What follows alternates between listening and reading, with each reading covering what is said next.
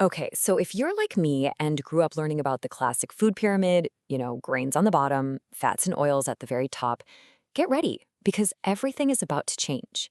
The US government has just dropped brand new dietary guidelines that literally flip that pyramid upside down. And yeah, it's kicking off a huge debate about what healthy eating even means anymore. At the very heart of this massive shift is this one simple message from the new Health Secretary, Robert F. Kennedy Jr. Eat real food. This idea, which is all about eating whole, unprocessed foods and is pretty skeptical of a lot of mainstream nutrition advice, is the engine behind these new guidelines, and it is seriously shaking up decades of what we've been told is good for us.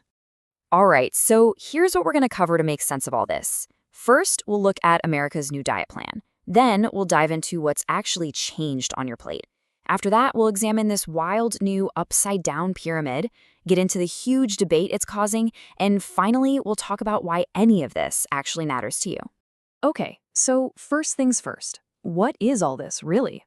Well, every 5 years, the US government releases its official dietary guidelines. But this year's update, the 2026 version, it's not just a tweak. It's a massive shift in how we're all being told to eat. And look, you might be thinking, okay, they're just guidelines. But these aren't just gentle suggestions. Nope, they are the actual foundation for enormous federal programs, like all the meals served in schools and, yes, universities. So when these guidelines change, it creates this massive ripple effect. And this new focus on whole foods, it's proving to be incredibly controversial among the experts. So, let's get down to it. What has actually changed? What does this new advice really mean for the food that's on your plate every day? The core message is really a big push toward whole, unprocessed foods. The new guidelines are telling us to eat more protein, more fiber, but at the same time, they're saying to sharply limit all those highly processed snacks and added sugars. It really comes back to that real food idea.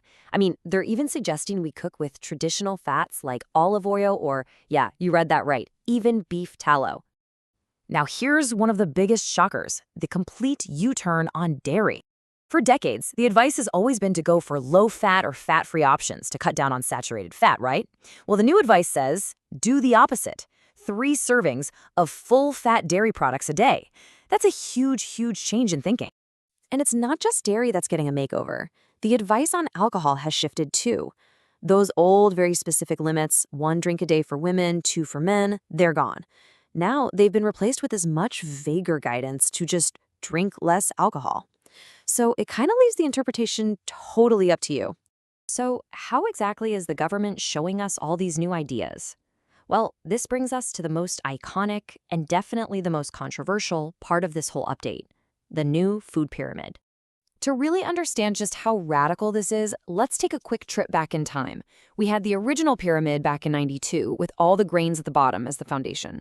Then in 2011, we got My Plate, which tried to simplify things with a dinner plate visual.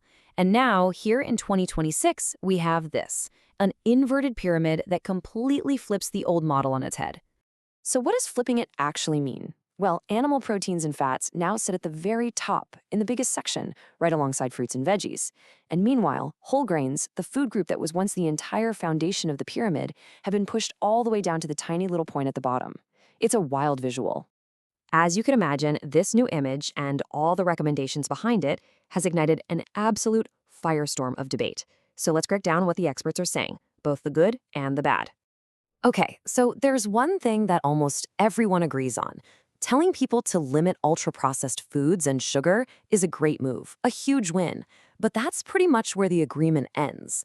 The new emphasis on red meat and full-fat dairy has critics seriously worried about a rise in saturated fats. Supporters, on the other hand, love the focus on whole foods. And that call for more protein, some see it as the key to better health, while others are saying, hey, most Americans already get plenty. Supporters, like the American Medical Association, are all in on this new food as medicine approach. They see these guidelines as a clear, powerful tool that doctors can finally use to help their patients get healthier, mainly by cutting out all the processed stuff that's been linked to chronic diseases like diabetes and heart disease. But then you have critics like the very well-known nutrition professor Marianne Nessel, and she has a completely different take. She's basically saying that this is a dangerous step backward. She argues it's pushing us towards the kind of high meat and dairy diets people ate in the 1950s, which, by the way, was a time when heart disease was a massive public health crisis. Okay, so a bunch of experts are arguing. Why does this debate matter so much to you? Well, because this isn't just some abstract theory. This has a direct impact on your daily life. These guidelines literally decide what's on the menu in federal nutrition programs, and that includes the food served right in your school or university cafeteria. They also influence how food gets labeled and marketed to you in the grocery store, and they set the entire country's health goals for fighting disease. Trust me, they are incredibly powerful. And all of this leaves us with the one big question at the heart of this entire debate.